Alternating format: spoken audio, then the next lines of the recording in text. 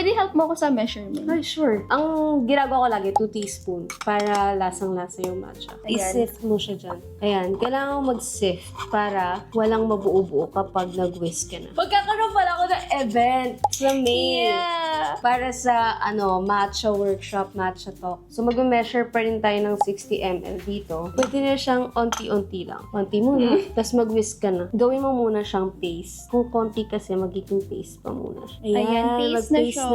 Tapos, tsaka mo ilalagay yung lahat. Paano siya? Pa-zigzag. Yan. Dapat yung whisk mo sa una, yung talagang tumatama yung bamboo whisk sa floor nung chawan, nung bowl. And then, ayan na. Kapag nagpo-foam na siyang ganyan, pwede ka nang umangat ng konti para pumutok yung mga malalaking bubbles. Yes. Uy, microfoam na siya, oh. Oo. Smooth na yung pagka-foam niya. Diba? Ang ganda. Wala, clumsy pa naman ako. Okay, kaya Ano ko to. pa ako?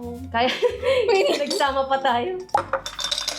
Usually, sa 2 teaspoon, nag-1/2 cup ako. Etong matcha break cup kasi, 12 ounce lang siya.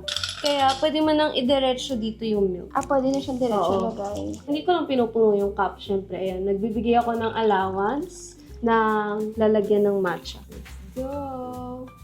Ang ganda ng kulay! Diba? Ang ganda. Oh, diba? Ito yung satisfying. Oh my gosh, I love it.